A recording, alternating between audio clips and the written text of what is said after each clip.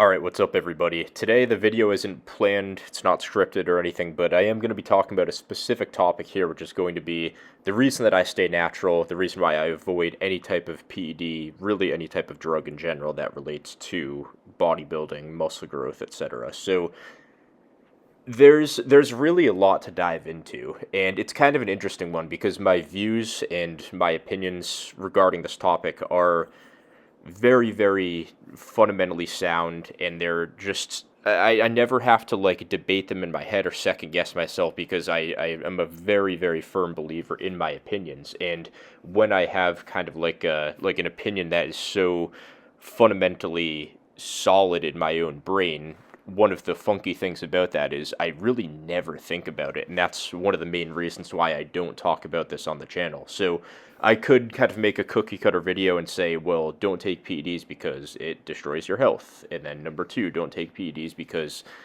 there are side effects that might ruin your physique, and reason number three, don't take them because it's hard to enjoy the high highs and then it ruins it and it makes the low lows really tough to get through. Like, cool, don't take PEDs, kids. Like, yeah, if you know nothing about lifting or steroids or anything, I guess that could kind of help give you an idea of how it works, but most of us have a general idea of how this stuff works.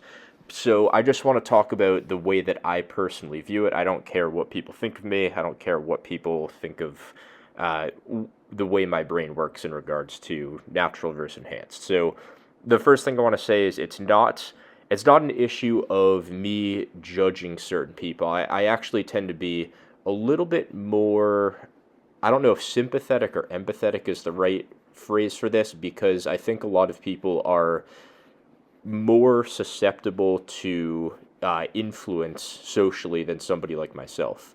And that's not to say that I'm just like some robot that is completely immune to social influence. Like, obviously, we all are to some degree.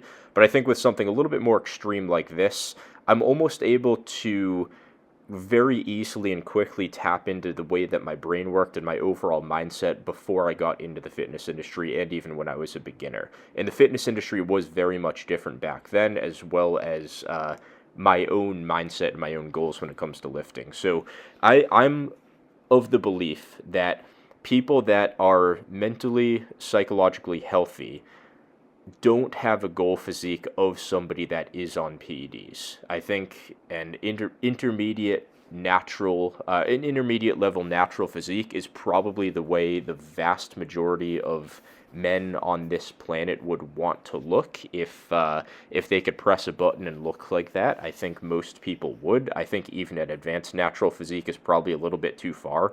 I would say for a lot of people, if not the majority of people.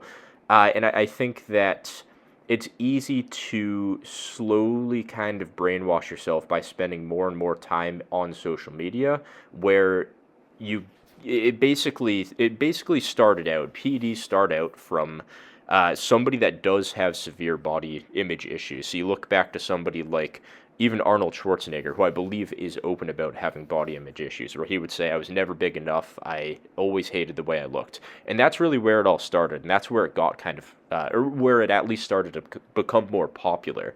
So you take somebody like him, and in my opinion, this is what like the approach to PEDs and the community around PEDs should be. It should be super, super niche, and it's either people that are just making a poor decision based off of mental illness, so some type of body dysmorphia or body image issue, and as unfortunate as that is, it's also just a reality of life. People are going to have mental illnesses, and I also believe that there are people that are genuinely crazy, not necessarily a bad way, but there are people that are willing to take these crazy risks and shave years off their life in pursuit of greatness in their own definition. So you could take like a pro strongman, like those. I don't think a lot of those guys are like insecure about their strength or have like dysmorphia when it comes to their strength levels or anything. I think they're just objectively chasing a goal that they deem to be great. And I respect that. I don't agree with it necessarily, as in I wouldn't do that myself, but I totally understand where they're coming from. And if that's a risk they're willing to take, then go for it. The problem is those people are hard to come by, and it's a very niche thing, but it's gotten out of hand mostly because of social media. Quick shout out to Barbell Apparel. Their sale is back. It's the $99 pants sale. You can get any pair of athletic fit jeans, chinos, or joggers, or tactical pants for $99. My favorite are the covert pants, and these come with a lifetime guarantee. All of their products. So destroy it, wear it, and they will replace it for free. You can find them in the link in my description. And the problem with social media is you get these people that initially come into lifting in the fitness industry with some level of mental illness, and those communities start to build. Since it's social media, it's designed to establish social proof, create FOMO, create jealousy. So what happens is these numbers start to add up in terms of the followers, the views, the likes that this community would get. And I can't pinpoint exactly when this started, but it's obviously grown more and more over time.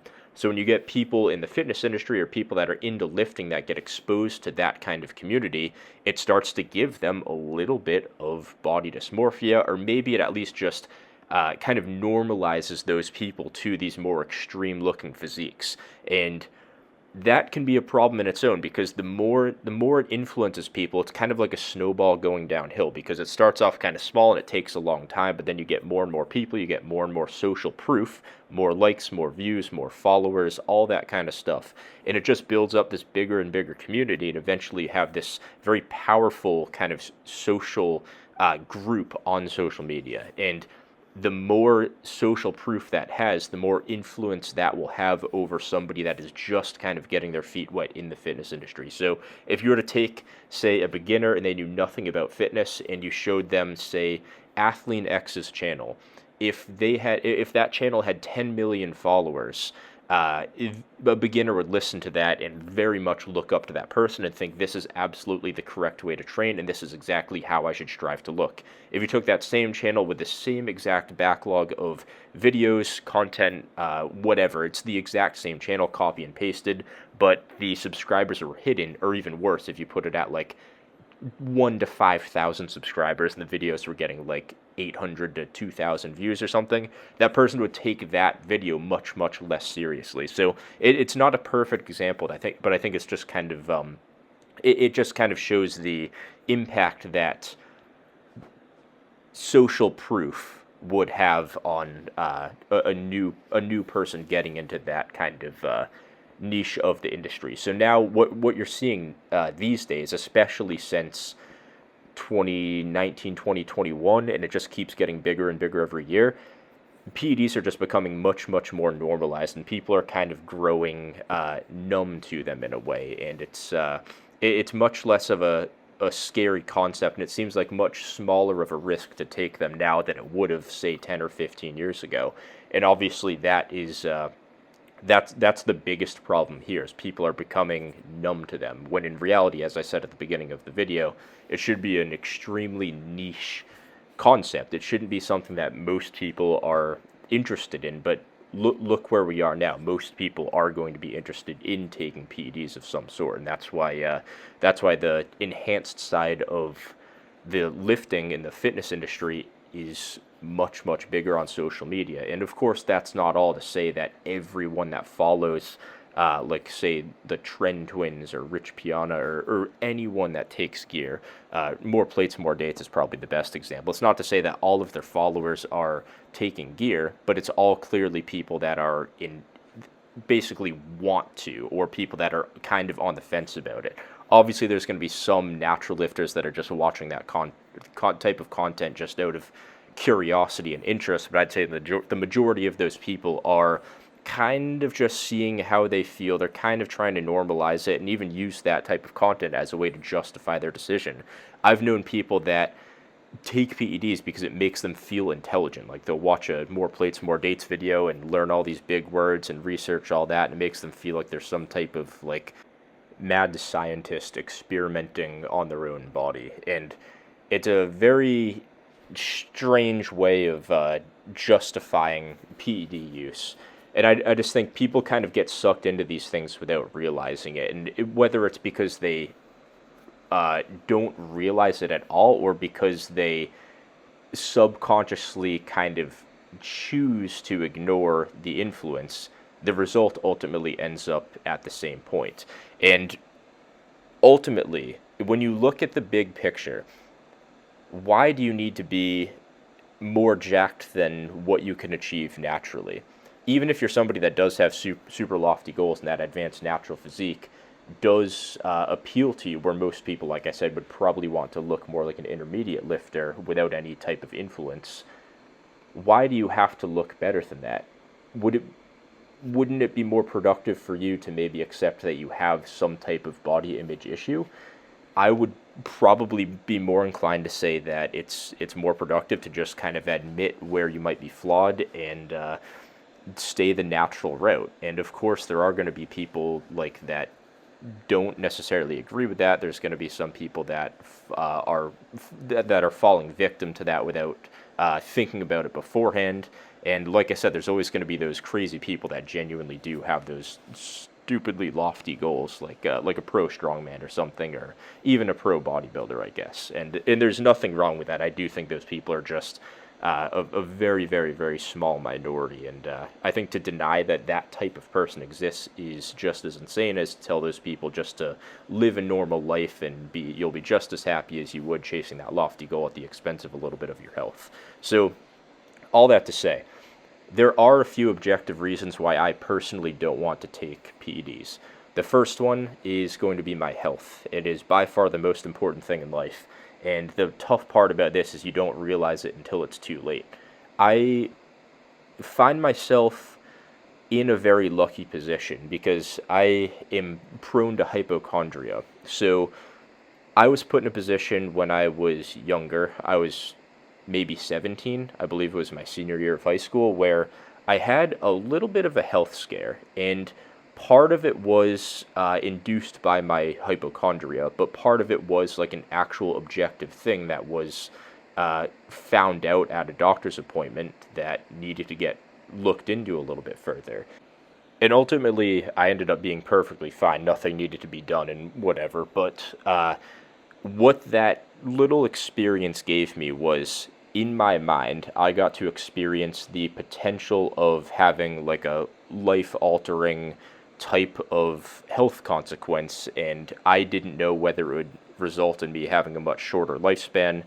I don't want to expand too much on it, but either way, it kind of gave me a glimpse into what it would potentially be like to have a genuine, true health scare, and it was an experience that's very hard to describe. And ever since, really my entire life, but ever since that moment in particular, I could just never fathom willingly potentially putting myself in a position of that again, and how much I just can't even begin to explain the amount of regret that I would have to deal with if I was to put myself in a situation like that from PEDs.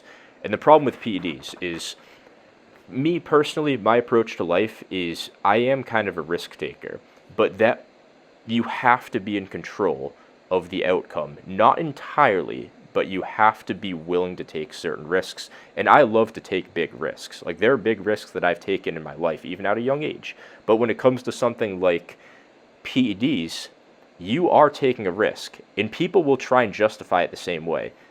But it is entirely outside of your control. And it's inside of your own body. And I can't explain how much that just goes so far against the grain, and it really just rubs me the wrong way. And there's just something off about that type of risk that I won't be able to articulate perfectly. But you're letting something else do all of its work inside your own body, and all you can do is just sit there and hope for the best and cross your fingers. Of course, not a lot of it, but some of it is within your control. You can choose to hop off of them at a certain point. You can monitor your doses and that kind of stuff, but for the most part, it really is outside of your control.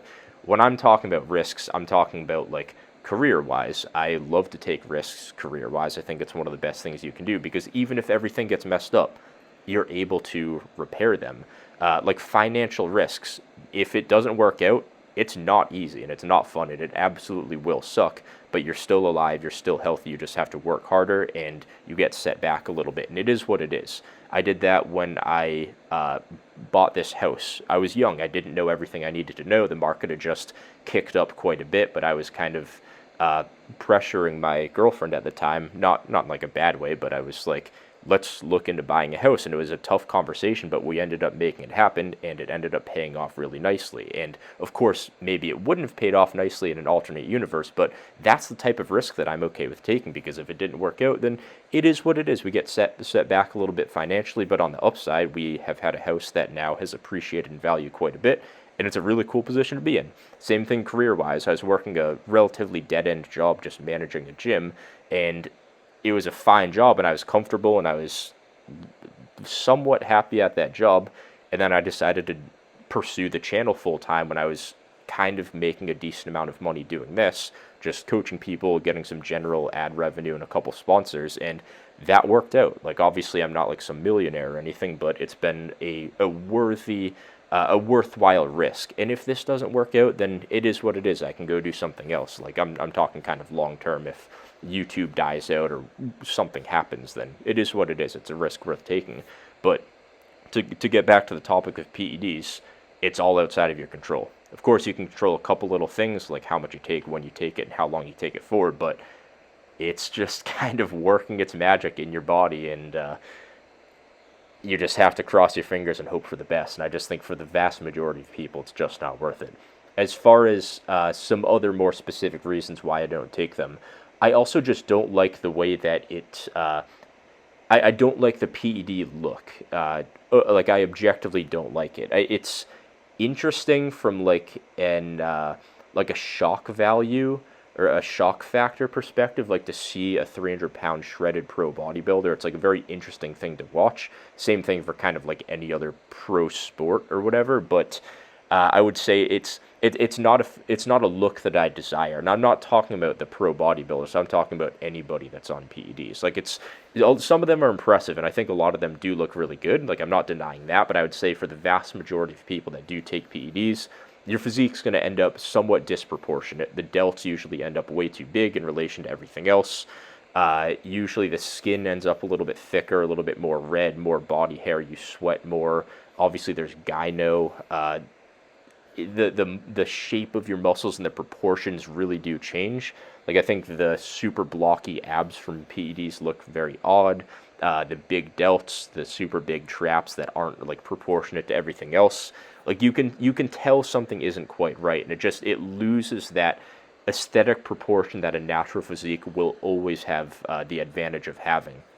If you train on a proper program and you know what you're doing, as long as you don't intentionally neglect a certain area, or as long as you know how to train every area on your body, you will always have a very balanced physique. Even if you don't have the best genetics, even if you have like a wider waist or narrower clavicles or higher insertions, smaller muscle bellies and whatnot, your physique will always look balanced, as it should look. And of course, there's going to be genetic variance, as I just said, but as far as like your own potential goes, if you're training naturally and doing things right, you will have that balanced, aesthetic, proportionate look. And then the size, I think everybody can achieve a good amount of size, and that's kind of just my thoughts on that as far as enhanced versus natural physiques go.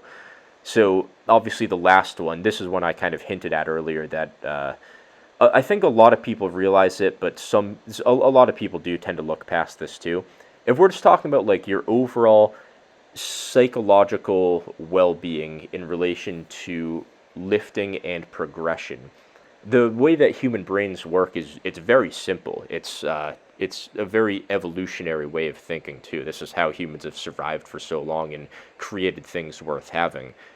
People like to progress on things in one way or another. Obviously, in lifting, it's very straightforward. Are your lifts progressing, or are your muscles progressing, or both? And which feedback do you look at more? Because, or rather, which feedback do you prefer to look at? What motivates you a little bit more? If you're motivated by strength and you're a strength athlete or power builder or a strength-oriented bodybuilder, you're going to focus on your logbook, and that will keep you going. You love that progression. Ultimately, does benching 225 for 20 versus 245 for 20, like, does that really mean that much are you going to be happier or more satisfied when you're benching 245 for 20 than 225 for 20? Probably not, but it's more so just that process of getting there that's incredibly enjoyable, because you're doing things that seemed so far out of reach before. So you're building confidence by doing things that you either thought were impossible, unlikely, at least very challenging, or that you at least had some doubt over your ability to be able to accomplish that. And that process in itself is exactly what keeps people coming back. You'll find that an intermediate lifter that's progressing is in a much better state of mind than a borderline advanced lifter that's more or less just like maintaining, or somebody that's say recomping and your lifts are staying about the same, measurements are staying roughly the same with like the waist shrinking a little bit over time. That intermediate lifter that's say on in terms of like the actual level of muscle mass and strength ratios relative to your overall leanness level, that person is going to be usually much less satisfied mentally than somebody that was bulking and cutting, even though objectively the ultimate results at the end of the day are going to be, say, roughly the same. So I think riding, if we're talking about like riding the highs and lows with natural versus enhanced bodybuilding, you can very quickly tie this into other comparable analogies. So one easy one is just say it's your house. Who will be more satisfied and who will be overall happier and have a higher quality of life if you were to take a survey? If you were to take somebody that was, say, middle class growing up, and all of a sudden their parents win the lottery, and their parents bought this person, not bought, let's say their parents rented this person a 10,000 square foot house with a pool, a hot tub, an outdoor bar, a golf course next door, and whatnot on an island. And they could rent that out until they were 30. And then the money ran out and they had to go do things on their own. And they ended up in a 3,000 square foot house, just a kind of regular middle class house that you'd find in the States. That person's going to be pretty disappointed because it's such a big downgrade in their overall perceived quality of life. But if you take the person that slowly went from, say, graduating high school to having kind of like a dumpy first apartment to getting a nice apartment, then a starter house, and then ultimately by the time they're 30, they end up purchasing a 3,000 square foot house, same exact one as this other person that had the 10,000 square foot house they were renting out earlier in their 20s. The person that slowly worked up to that end point of the 3,000 square foot house is probably going to be a lot happier, a lot more satisfied, and have an overall higher quality of life. So obviously it's a very straightforward example. I probably didn't need to explain that as in-depth as I did, but it's the same thing when we're talking about natural versus enhanced lifters. If you're an enhanced lifter and you achieve a physique and a level of muscle mass just from taking PEDs that is far and away higher than what you could ever achieve naturally, how are you ever going to be satisfied with an advanced level natural physique? You're warping your own perception and you're making things all distorted, and you're giving yourself a first-hand look at something that you wouldn't be able to achieve without the assistance of PEDs. So the whole thing ultimately comes down to this. PEDs are more or less a permanent decision, because if you take them once or twice, you could potentially escape the physical side effects, but you absolutely get to experience the mental side effects. Lifting will never be the same. You will never be as satisfied as you want to with your physique. On the other hand, if you want to have that mental sanity and that mental satisfaction of taking PEDs and having that big physique, you have to stay on them forever. Like, you can't just get off them because it's going to destroy your mental health. So the problem with this is obviously the physical consequences are going to slowly and surely and quickly in a lot of cases catch up to you. So it's really just pick your poison. There's no winning when it comes to PEDs, in my opinion. If you're somebody that accepts the side effects and is willing to do what it takes, because just that satisfaction of achieving a goal that only PEDs can achieve, that you can only achieve with PEDs, then it is what it is. But like I said at the start of the video, that is extremely niche, but it does exist. So overall, those are my thoughts. There's probably a few more smaller points that I could go into, but I'll maybe save that for another video or something. So that's all I got for today.